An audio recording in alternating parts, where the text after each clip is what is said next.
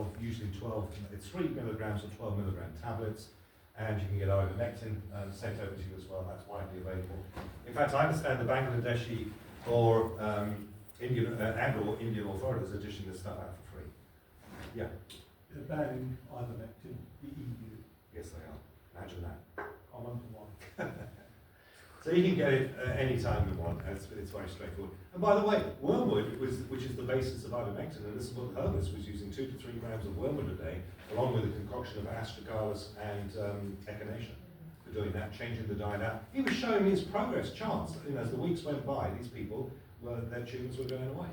And what you're also doing is you're not poisoning the body with all of these conventional cancer treatments. In fact, you're doing the opposite. You're nourishing the body and encouraging it towards cleaning itself out. Who's heard of apricot kernels? See, I'm the guy that brought apricot kernels to Britain, so you can send me lots of money for that. But it was interesting because I learned this through G. Edward Griffin, who had done a great book on cancer back in the, when was it, late 70s, early 80s. And we came across the Hunsas and the Karakoram, and these people living up in the Himalayan foothills who don't get cancer. They were widely studied and have been over the last 110 years or so. Weston Price, of course, mentioned them. And we find that they're eating a food group called nitrolosides, which are preferentially toxic to cancer cells. So there's a whole list of these nitrile acidic foods contained in the cancer book, and the strongest, or the ones that contain the maximum, or the highest ingredient of the active ingredient, which has been dubbed vitamin B17, would be apricot kernels. So when you hear about apple seeds or apricot kernels or what have you, what you're looking at is nature's way of selectively destroying cancer cells while nourishing healthy tissue, and it does so through the most fascinating, what they call double lock system. So you can literally start munching these throughout the day. People use them for preventatives, they put them on salads and all the rest of it. And we have doctors in this country that were doing high-dose intravenous vitamin B17 coupled with vitamin C drips with DMSO, dimethyl sulfoxide, which essentially shotguns the preparations through the tissues. They were using enzymes, high-dose emulsified vitamin A, which is toxic to cancer as well, brilliant for that. And they were getting the most fantastic results. They'd have a girl that would sort the diets out in these clinics. These clinics were dotted around Britain, and we were doing absolutely great until Tony Blair comes into power. Tony Blair bans apricot kernels. He said, if you take apricot kernels, you're going to die of cyanide poisoning. Well, that's interesting, because if you go into the Bible in Genesis 1:29, guess what you hear God saying?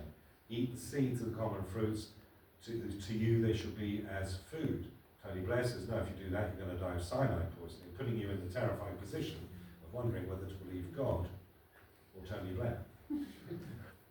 Now, there is this hydrocyanic acid is the compound they latched onto. They just wanted to frighten people to stop them doing this. So you've got a whole bunch of, even blackberries, have they stopped you eating those yet? Because blackberries are rich in hydrocyanic acid as well. There's a whole bunch of these foods we list out in the book. But this is how the Hunsas have stayed clear from cancer. No cases of cancer at all. Shao Ke people we studied, in fact we used to trade the kernels with them and have them brought down to the mountain, from the mountains and sent over to Britain. So there's solid science behind all of this. And then they start destroying the studies that they've been doing since World War II on this particular thing. You just heard Steve Prescott, who's a very renowned cancer researcher, say, oh yeah, when we're using antiparasitics for cancer, you know, scientists in many credible institutions have spent years working on this. Oh really? Well, how come we never heard anything? Because you can't make Porsche payments with it, that's why.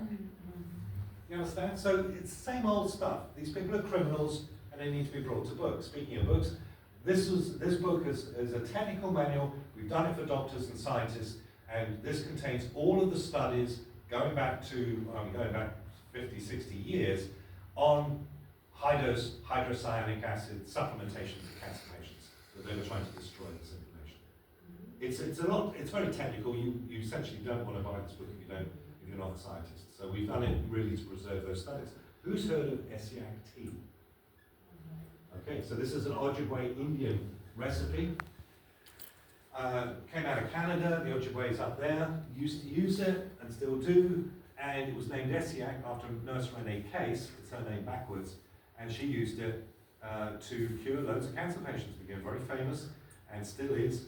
And the original recipe, of course, is in a dry herbal mix, so you simply mix that up and you can drink it, or put it in a NutriBullet or what have you. And again, fabulous for being able to destroy this. It's an antiparasitic, would you believe?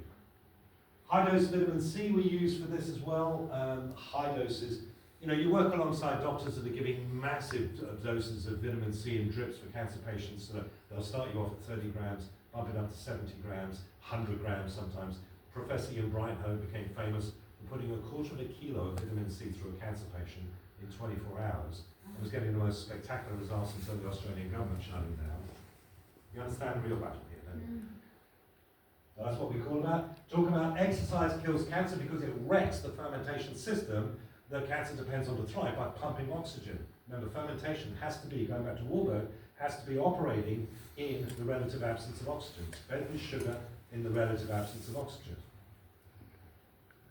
Exercise, here's the Guardian, so you know it must be true. Exercise is better than drugs to stop cancer returning after treatment. That's good news. How about selenium? Now, selenium is a chemical switch. It's an unusual predicament because with selenium you only ever need 200 micrograms of activated selenium to flick this chemical switch. Thyroid control mineral, ladies, this is what works brilliantly for thyroid problems and also hormonal issues. And selenium is one of the mixes that can actually relieve problems, infertility and things like that. We mix it with magnesium, selenium and so on. I showed you the headline a little earlier. Cardiovascular protection, mitochondrial support, hormonal and fertility health, modern diet gap. And they even try to lie to the public about this one. My colleague, Dr. Wallach, sued the Food and Drug Administration a number of years ago to secure something called a qualified health claim. Now, to get a qualified health claim, you have to bring boatloads of medical research to the Food and Drug Administration to support whatever it is that you're attempting to say. You have to have mountains of clinical research to support your claim for help.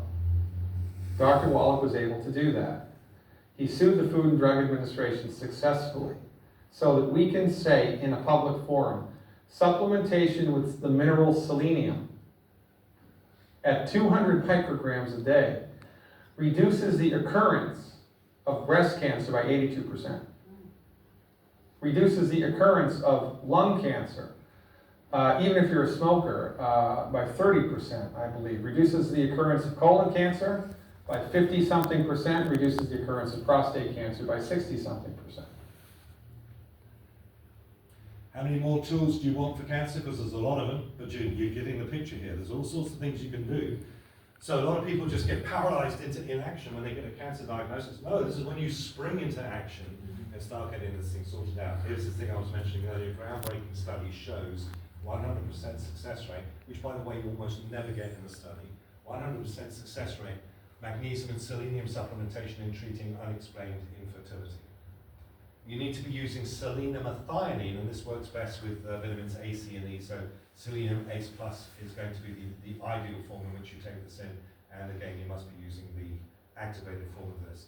When we look at iodine supplementation especially, we're seeing iodine congregating in the thyroid gland. Ladies, this is an important one for you. So the thyroid is located at the base of your neck here, and your blood supply is passing through the thyroid gland every 17 minutes. There's a 17 for what it's worth. But it's passing through the thyroid gland there. And the thyroid itself has got special tissues, they're known as symporter tissues, that have an affinity for iodine, which means that it's weeding the iodine out of the blood as it's passing through and saturating the symporter tissues with it. Iodine, as you know, is a germicide. It was used as a battlefield germicide in both world wars. So guess what happens? As your blood supply is passing through, if you have adequate amounts of iodine, then this is treating the blood supply as it's passing through. So it's killing parasites, giardia, all sorts of junk that's in the blood coming through. It's also, as I mentioned, you absolutely used for the manufacture of all human hormones. The problem with iodine is that it's the second heaviest element used in human metabolism next to tungsten, and this makes it vulnerable about being pitched off the cells. So it's easily displaced with things like chlorine, fluorine, bromine. In fact, you're sitting on seats, most of these seats here, in fact all of them, have been treated with a brominated fire retardant material, which means that if the Pinewood Hotel catches fire, you're going to burn slower than the hotel will. But what it also does is it boots all of the iodine off the cells. So chlorine, of course, is widely used as a debugger, so but it is going to create problems for iodine. And ladies, of course, you're going to get this lot here, hypothyroidism. This is essentially, I would say, I think there's only been 2 occasions in my long and varied career doing all of this where I've actually come across somebody who's got a damaged thyroid that can't produce thyroxine. Almost always it's going to be stress. It's going to be you going through the mill, and your stress is patterned, which means that the stress has been repeated to such a point the conscious mind has transferred that action into the subconscious mind, so now it's triggering autonomically. This creates what's called cell danger response. We'll look at that a little bit in a minute. So you can sort this all out, and by the way, both underactive and overactive thyroid are kind of 2 sides of the same coin, and we get into this in the ABC's book. This is not something you need to be put on endless amounts of thyroxine for, which by the way is not your thyroxine. If you get put on levothyroxine, the brain detects that coming in, knows it can use it, but what it's not doing is it won't start sending orders to the thyroid to produce your specific thyroxine. Do you follow? And you're locked in that whole system. In fact, you are the drug industry's wonderful dream, because this puts you into medication for long periods of time, no question. So you don't have to be trapped in that way. There's your white iodine. I think I may have popped that up earlier. So when we're looking at breast, prostate, reproductive tissues and the rest of it, iodine is absolutely vital for this, and it is a germicide. So if you want to summarize cancer, that's going to be your kind of thumbnail sketch while you're taking your coat off and rolling your sleeves up.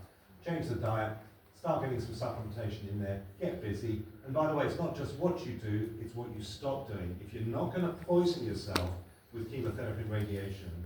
By the way, that reminds me, I remember being part of the press corps in London, and this date is seared into my mind forever, September the 13th, 1999. The most famous cancer doctor in the world, Professor Samuel Epstein, was addressing the London press corps, and I was part of that.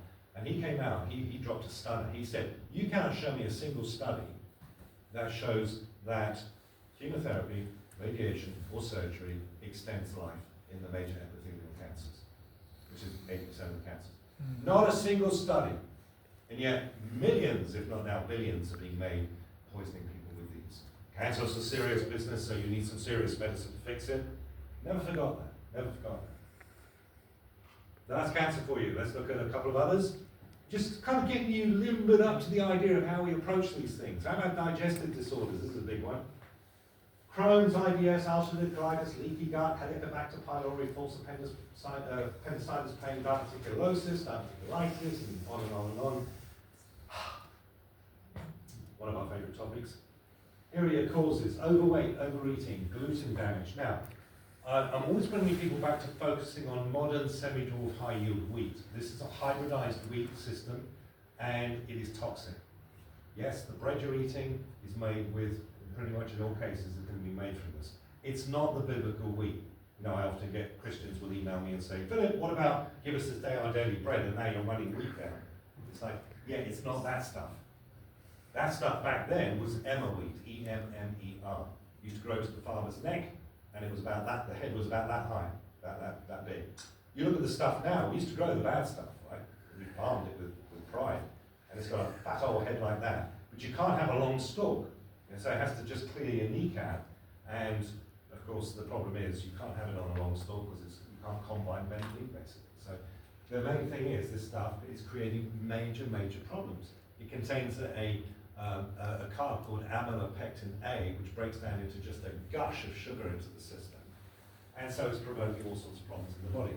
So gluten damage alone is going to create digestive disorders. And then you have parasites, bacterial problems, hiatal hernia, which is small intestinal bacterial overgrowth, low digestive enzyme output, disrupted gut flora, processed diets, lack of proper exercise.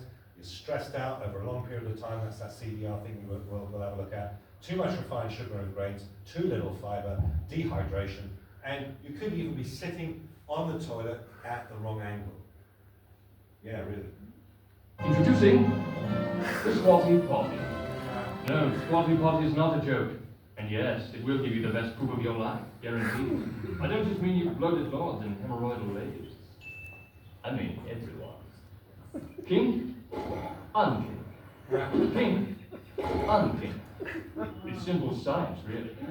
Can't get the last scoop out of the carton. With the Squatty Potty, you get complete elimination. Spend too much time on the chamber pot. The Squatty Potty makes you go twice as fast for your money. I stream, you stream, and plop, plop, baby. Huh?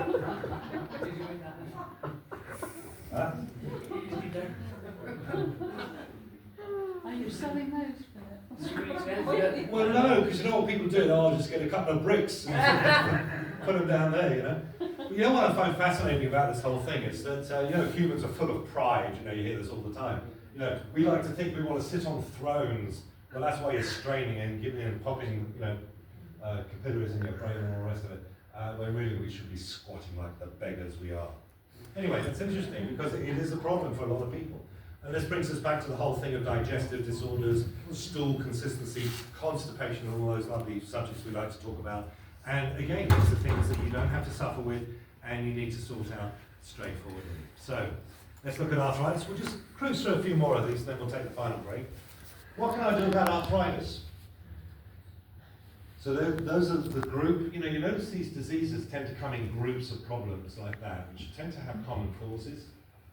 Again, wheat is a serial offender, pun intended. Other gluten grains like barley, rye, and some oats. You know, people are confused with oats. They say, well, oats don't have gluten, Philip. Well, some do because they've been essentially cross-contaminated. So, you know, you even get people now saying, hey, we sell oats and they are gluten-free. And you say, well, they're supposed to be gluten-free. It's like, no, they were contaminated before, but now they're not. You know, we get into that. Refined processed diets, vitamin D deficiency, childhood vaccinations. Once again, here's the thing. I haven't gone hard enough on this today. This whole thing about jamming kids. This is bad news. It's all coming out. You know what RFK Jr. is doing over in America right now? He's gutting this whole thing for what it's worth. He's getting death threats. I mean, this is a big industry you're up against right now. And when we have a look, and by the way, parents, you know, if they've got a kid that's gone south because of jabs, then they won't really, a lot of them won't acknowledge that because the blame kind of comes back on them. And it shouldn't come back on them because they were just doing what they thought. You know, it's not like you jab your kids out of pure cussedness. You know, you think you're doing the best thing you can for them.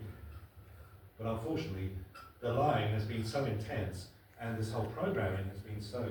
You know, now if you say to parents, you know, it could be the reason why we have this one child in every 22 with autism in California. Might be because you jabbed your kids with 72 different jabs. And that's a tough thing to take on board if you're a parent. Acidosis, I mean, when we made it very clear to our in-laws initially that we weren't going to jab Anna, in fact she wasn't going anywhere near a doctor, they freaked out. And so, you know, we had to kind of work our way through that as well. Food allergies, poor earthing. How many people know you live on a massive battery? Oh yeah. When we get into earth sciences, that's a whole other subject. I've been saying to a couple of you already, I did a 10-episode series, documentary series. I recorded it back in 2015, and it shows you that the Earth is nowhere close to what you think it is. And we could get into the space program, or lack thereof, and we can get into Katy, who's the pop star that went up on that? You know, Katy Perry. Thank you, Katy Perry. She went up, and then this whole thing. And then you had several of you been to my talks over the last couple of years. We've had Buzz Aldrin coming on there saying, we never went. Wait, what? You never went to the moon, and he's trying to unearth himself of that whole thing. So there's all that's going to come out now. So if you want to know NASA, short sentence, here it comes. NASA is a $55 million a day money laundering operation. That's what it is. And all you get is cartoons, by the way. So yeah, you're going to find out a lot of things about earth science.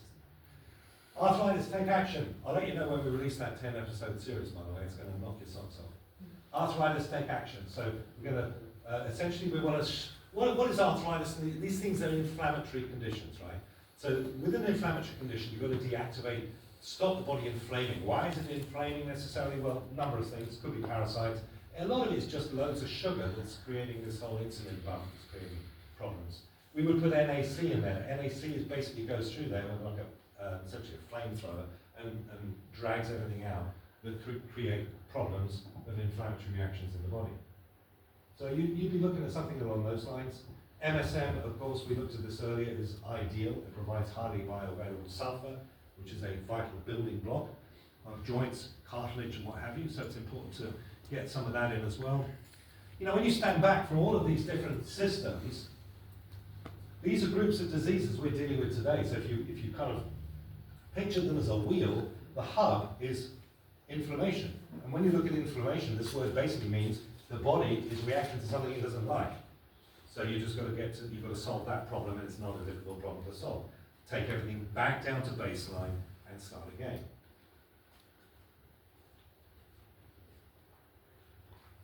Please work. Oh, a menu come up. Let's get rid of that. So, the University of the Bleeding Obvious, here is the summary. Number 1, water and whole salt, change your diet, supplement key areas, exercise, stress management, clear out the poisons. Now, what I want to look at very quickly is just some medical minefields. Prescription drug crisis. Very common for me to speak to somebody who's on maybe 5, 10, 15 sometimes medications.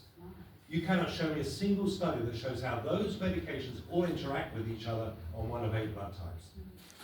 Can't do it.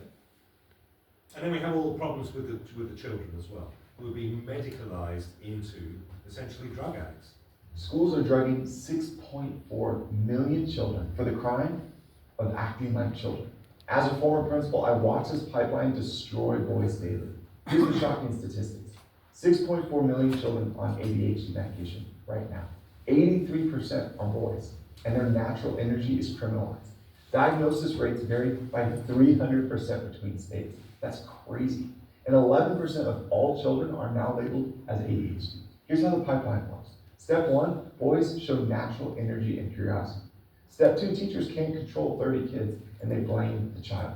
Step 3, schools recommend an ADHD evaluation. Step 4, parents are pressured. You can't learn without medication. And then step 5, the child is drugged into compliance. Here's the truth. We are medicating normal childhood behavior because schools can't handle natural human development. A 7-year-old boy who can't sit still for 6 hours isn't sick. The system forcing him to sit still, that's sick.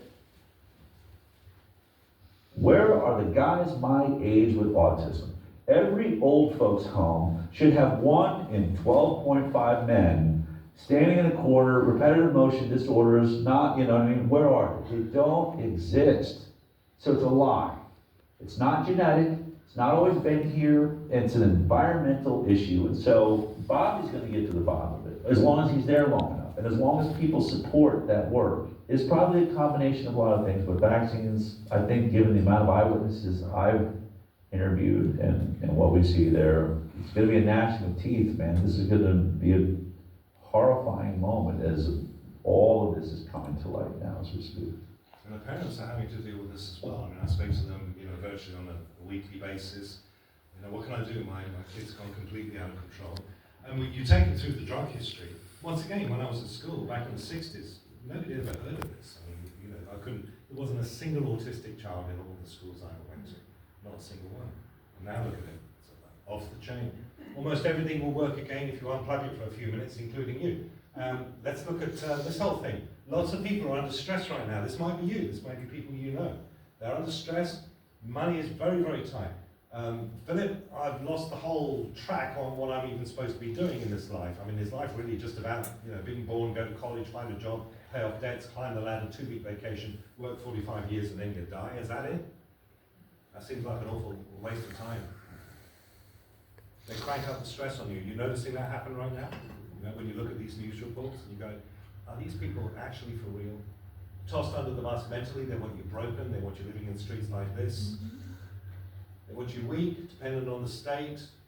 They want you hooked on as many drugs as possible. They want you permanently sick. They hate your guts. These people hate your guts. They wouldn't be doing this to you if they were even half-decent humans. They even get you to police each other's language, don't they? Brown bear, black bear, racist bear. Say nothing. One of the most important things, we were looking at cell danger response earlier. Now, all this is when you go into, if you try to do anything, a new skill, like play the piano, if you want to play the piano, sit down at the piano for the first time, start playing it, hopefully with a teacher, and if you keep playing it on and on and on, the brain is going to start forming patterns, and then it's going to start posting those patterns into your subconscious mind, so you trigger them autonomically. I've just taught my daughter how to drive a car. And when we got her a Mini, didn't realise it was a turbo Mini. I only found that out when I got in and drove it home. But anyway, she loves it. And so we sit in the Mini, and for the very first time, as she's driving off up the street, eyes wide open. It's like, not saying a word, which is unusual for her, she's like, having to control the car and also deal with the traffic as well. You understand? So her conscious mind is in four-wheel drive, literally learning how to operate this complicated piece of kit. Fast forward 8 to 9 weeks, and she's now navigating the Maidstone one-way traffic system in rush hour, and you can't shut her up. It's like this all the time. She's talking to me. Who's driving? The answer is her subconscious mind. So the constant repetition, you understand, has filed that pattern into, you could drive me up the M4 to Bristol, we'd be nattering away to each other, and you won't remember driving any of it. We've all experienced that. Once again, who's driving?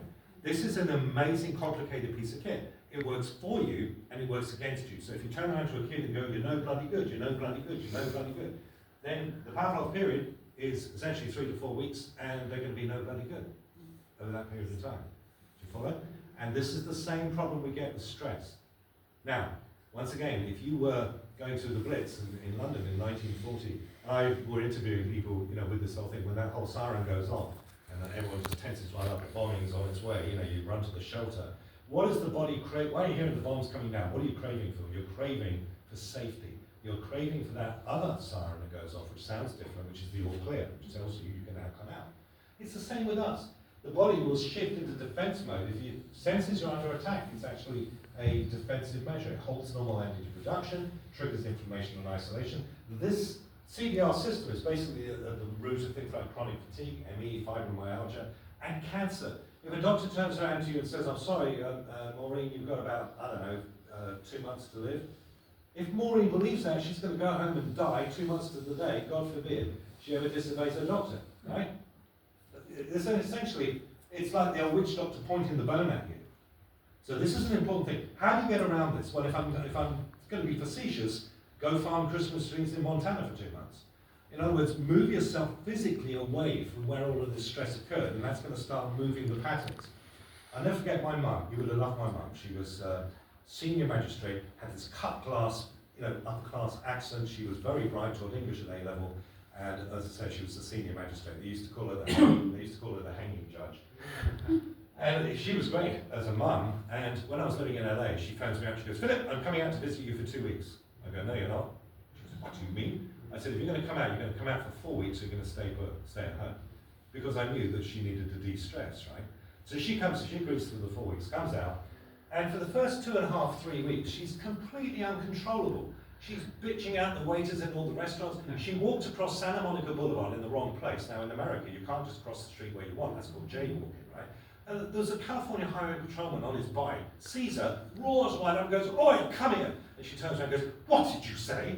It's a California highway patrolman. And he was like captivated by us. He's talking to her, he goes, say that again. They love the British. If ever you get to go to California, they absolutely love the British. They really do. And if you go further inland, they'll do anything you like for them. I mean, once again, we got caught speeding coming through Missouri, and the cop was absolutely fascinated. He goes, where in England are you from? And he even gave me a little keepsake. It was like a little thing he'd found. It was like I don't know, a pistol. Yeah, it wasn't his pistol this time. But I always found the Americans, this had some problems just like us, but I always found the Americans to absolutely adore the British. But again, we noticed with Mum, the moment she got to week 3, moving into week 4, it was like flicking a switch. One morning she woke up, we were in Playa del Rey, and she said, Philip, I'm going to go for a walk along the beach. Off you go then. And after that, she was completely cleared out, And what had happened is that whole process had been completely away from the physical environment that created that stress, overrode those patterns. Can you see that? So when you look at Pavlov patterning, it occurs over a 3 to 4 week period. Once again, this works for you, and it can definitely work against you. So we talked a little bit about all of that. Now, one of the things I just want to finish this section up with will be understanding. Let's take a look at Alzheimer's. What can I do about Alzheimer's? So this is, of course, I'm not coming across many families this is not blighted. So first of all, this thing was not around 150, 200 years ago. It wasn't a thing. Dementia is